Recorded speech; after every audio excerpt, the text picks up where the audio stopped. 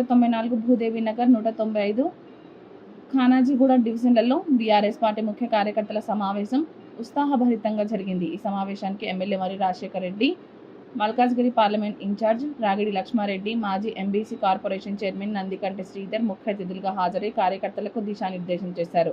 Party సభ్యత్వ నమోదు కార్యక్రమాన్ని ప్రతి ఇంటింటికి తీసుకెళ్లాలని, కార్యకర్తలంతా సమిష్టిగా కృషి చేసి పార్టీ బలోపేతానికి ముందుండాలని నాయకులు పిలుపునిచ్చారు. అలాగే ఎస్ఆర్ఐ కార్యక్రమాన్ని విజయవంతం చేసేందుకు ఐక్యంగా పనిచేయాలని సూచించారు. రాబోయే రోజుల్లో మల్కాజ్గిరిలో బీఆర్ఎస్ పార్టీ మరింత శక్తివంతంగా తీర్చిదిద్దేందుకు కార్యకర్తలు కట్టుబడిగా పనిచేయాలని నాయకులు స్పష్టం చేశారు.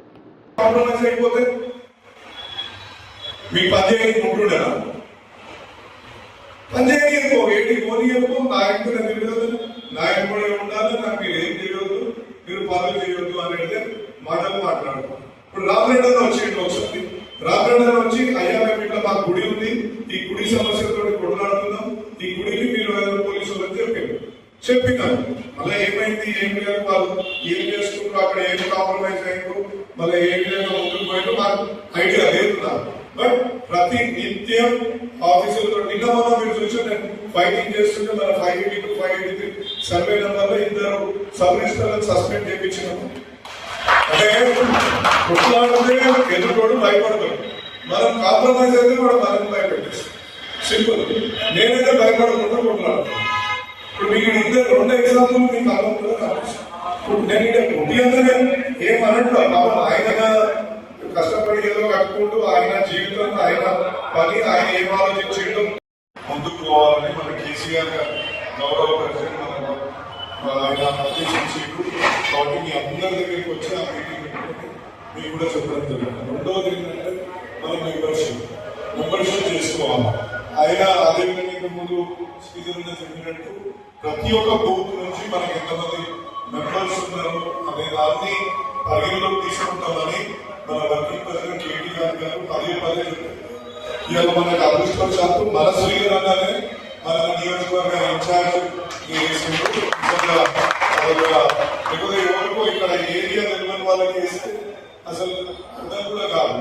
మనం ఏ పేరు ఇస్తే ఆ పేరు తీసుకొని పోయి అక్కడ ఇస్తారు. మళ్ళా రేపు పొద్దున వాళ్ళకి ఫోన్ చేసినప్పుడు వాళ్ళకి రెస్పాన్స్ చేయకపోతే అక్కడున్న ఎవరైతే కార్పొరేటర్ సీట్లో లేకపోతే ప్రెసిడెంట్ కావాలనుకున్న వాళ్ళకి చేసి ఏదైనా మనం ప్రెసిడెంట్ కావాలనుకుంటున్నాం, కార్పొరేటర్ కావాలనుకుంటున్నాం, వాళ్ళు రెస్పాన్స్ ఇస్తలేరు అనే సిచ్యువేషన్ అరైజ్ అవుతుంది. కాబట్టి నాకు శ్రీధర్ కూడా అందరికీ 99% గుర్తుపడతారు. మరి ఈ యొక్క బూత్ లో ఈ మెంబరు అనేది ఆయనకు ఒక అవగాహన ఉంటుంది. కాబట్టి మనం నిజంగా మీకు పూర్తిగా మేము సహకారం అందిస్తాం. ఏ విషయంలో ఒక్క మాట చెప్తే దానికి సహకారం అందించి ముందుకు తీసుకోవద్దని తెలియజేస్తున్నాను. ఇంకోటి మూడోది ఎస్ఐఆర్. ఈ ఎస్ఐఆర్ అనేది చాలా కీలకం. దీంట్లో ఏం చేస్తుందంటే 2002 విశ్వనాథం అన్న ఆయనకు ఓటు 7 నీకు 2002లో అవి ఏంటి కూడా పోకుండా జాగ్రత్త పడడం ఒకటి. రెండోది మూడోది మన పార్టీ మెంబర్షిప్.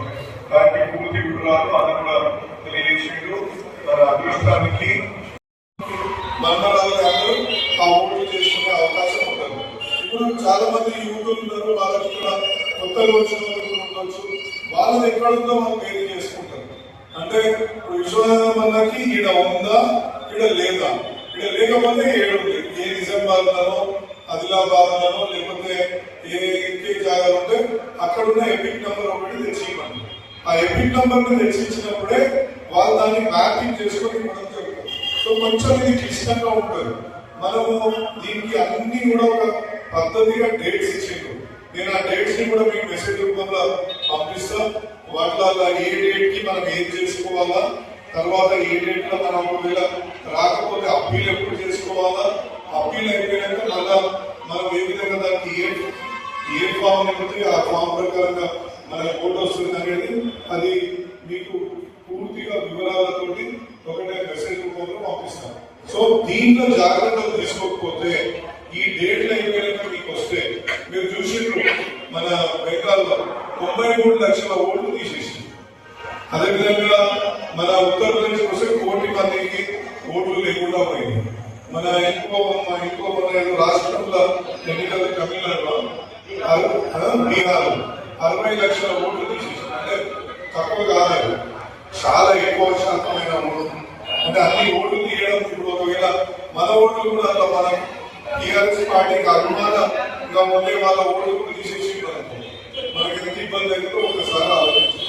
దీనికి అందు నుంచే నేను పదే పదే ఇక్కడ ఉన్న అందరూ లీడర్లను కోరుతుంది ఏంటంటే ఆ బూత్లు ఉన్న వాళ్ళని ఇవ్వండి, లేకపోతే ఆ బూత్ లో మనకు దొరకలేదు ప్యూర్ కాలనీ ఉంది ఎవరు లేరు అంటే అక్కడ తిరిగే వాళ్ళని, అంటే అక్కడ తిరిగి పని చేయించి ఇంతకుముందు అక్కడ రోడ్లు వేయించడమో లేకపోతే లేకపోతే పెట్టించడమో లేకపోతే కనీసం అక్కడ ఉన్న ఒక ప్రెసిడెంట్ తోటి ములాఖాలు అయ్యే వాళ్ళని మనకి ఇక్కడ ఇవ్వండి అని చెప్పేసి రిక్వెస్ట్ చేస్తుంది. ఇంకా ఇంకో పుట్టి అన్న నాకు బాగా గుర్తుంటారు. పుట్టి అన్న నాకు ఆసక్తి వచ్చిందా అంటే కోడలు ఇద్దరు సంబంధించి వచ్చిన మాట అప్పచెప్పి పుట్టేనా అని మన కార్యకర్త ఉంటే ఆయనకి మూల మీద ఒక 5 ఫ్లోర్లో 4 ఫ్లోర్లో ఇందులో కట్టుకున్నప్పుడు ఎవరో కంప్లైంట్ చేస్తే ఆయన కోడలు వచ్చి ఒక్కసారి ఆ జేసీబీ పెట్టి నిలబెట్టుకుపోయి నా దగ్గరికి వచ్చింది. నా దగ్గరికి వస్తే అధికారులతో మాట్లాడినా, అధికారులతో మాట్లాడి మనం ఇప్పుడు ఒక రాజరాష్ట్రం దానితో ఉండాలి కదా, అక్కడ అవతల కులకూడదు లేకపోతే ఆ పార్టీ నుంచి మా పార్టీలో జాయిన్గా అంటే ఆయన పాపం మన పార్టీ వదిలేసి వెళ్ళిపోవడం కూడా జరిగింది. ఎందుకు మళ్ళీ బిల్డింగ్ కులకూడదు క్రమంగా కట్టింది అంటే అది ఇల్లీగలే కాదు మనం అని దాన్ని సాకుగా చూపించి ఆయనను భయపెట్టించేసి ఆయనను అక్కడ నుంచి తీసుకోపోవడం జరిగింది. నేను రేపు ఎన్నికలు వచ్చినప్పుడు ఇట్లాంటి మన మీద ఇంకా జరిగే ఛాన్సెస్ ఉంటుంది. మన ధైర్యంతో నిలబడతామా, మళ్ళా కేసు వేసి పోయి ఎందుకు మళ్ళా వెళ్ళిపోదామా అని ఉంటామా? ధైర్యంతో నిలబడతాం, ధైర్యంతో నిలబడతాం. ఎందుకంటే మన పార్టీలో పుట్టి అన్న ఒక మెంబరే ఉంటుంది. నేను చెప్పిన నేను పుట్టి అన్నది ఒక ఆ రోజు ఒక మాట చెప్పిన పుట్టి అన్నట్టు అనిల్ అన్నట్టు ఇద్దరికి ఒక మాట చెప్తాను. అంటే కాంగ్రెస్ మనుషులు వాళ్ళ అభిమానులు కూడా 2-3 ఫ్లోర్లు అధికంగా వేసుకుంటారు కదా, ఒక్క కంప్లైంట్ తెచ్చియండి. మీరు ఒక్క కంప్లైంట్ తెచ్చిస్తే నీ దానికి నేను బాధ్యత. మీరు కంప్లైంట్ తెచ్చియకపోతే నేను ఏం చేయను. ఎందుకంటే మీరు కూడా అక్కడ లోకల్గా మీరు కూడా వాళ్ళ మీద కంప్లైంట్ ఇచ్చినప్పుడు ఏదైనా కానీ ఇల్లీగలే కదా, మన మీద యుద్ధానికి వచ్చినప్పుడు వాళ్ళ మీద కూడా యుద్ధం తీయడం చాలా ఈజీ. కానీ ఆ విధంగా మాత్రం ఆయన పుట్టిన తెచ్చేయాలి. ఎవరు నాకు ఇల్లీగల్ కన్స్ట్రక్షన్ చేయలేవా? మరి ఒక్కరన్నా ఒక కన్స్ట్రక్షన్ మీద తెచ్చి మరి తెచ్చియకపోతే ఎట్లా పోరాడాలి? ఇప్పుడు నా మీద కొట్లాడుతున్నారు. ఇప్పుడు నా కాలేజ్ మీటింగ్ కొట్టిండ్రు, నా కాలేజీలో సీట్లు తీసేసిండ్రు,